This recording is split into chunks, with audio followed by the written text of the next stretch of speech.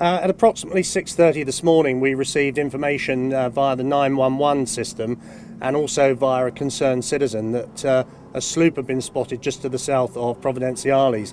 We immediately alerted our duty crew, but unfortunately the sloop was already too close into shore and managed to land in the Turtle Tail region before we managed to actually intercept it this morning. Of course, for me this is very disappointing. Hall continued on to say that it is situations like this when the once proposed border surveillance system would help in controlling TCI borders. However, as it stands now, that system has been put on hold. The radar project has been ongoing for some considerable time now. It started before I actually arrived in the Turks and Caicos Islands 22 months ago.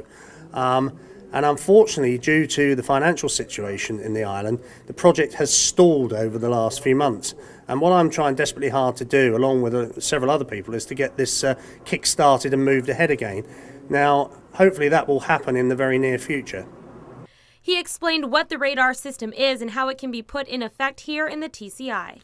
The radar system is a very sophisticated X-band maritime radar system, which will enable us to look out from the land over the territorial waters of the Turks and Caicos Islands to see any ships or craft that are coming into our waters. It's a very powerful piece of kit. It has a very good range and a very good detection capability. It's tried and proven in the United Kingdom, where they have a similar system operating in the Straits of Dover.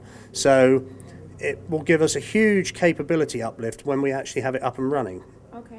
According to Hall, all the equipment needed for the system is already in place, and it has been in place for over a year. Well, the equipment is all here in the islands. Everything is ready to go. We're just waiting at the moment for some local work to be done with the road and power lines to go into the radar site, which was actually the site itself, where the foundations were laid and built last year. At the moment, the delay has been over some land issues, which I'm hoping are going to be resolved very shortly.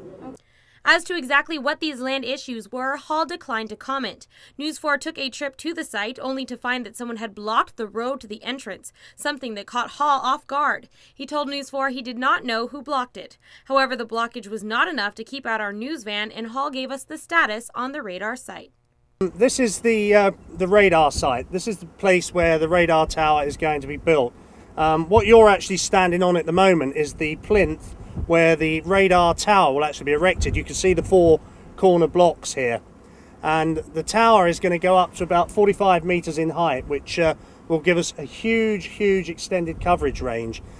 Hall said that once land issues are resolved, the next step will be to erect the radar mast and the installation of the antenna and the monitoring equipment. However, when this will be, the Marine Branch can only hope it will be soon. Hall went on to speak about the site, saying that not only is it to be a site for the surveillance system, but eventually a site for many other things as well.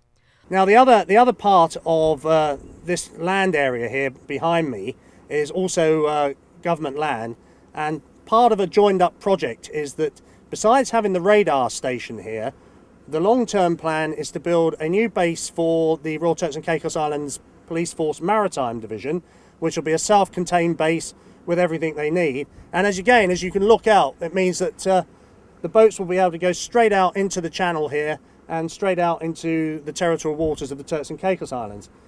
Hall continued to say that the land is planned to be used for a new detention center to replace the old one on South Dock Road, a remand center for the prison service to cut down the problems with moving the prisons to and from Grand Turk and Providenciales, but in the meantime, all efforts are focused on completing the radar surveillance system to better protect the Turks and Caicos shores.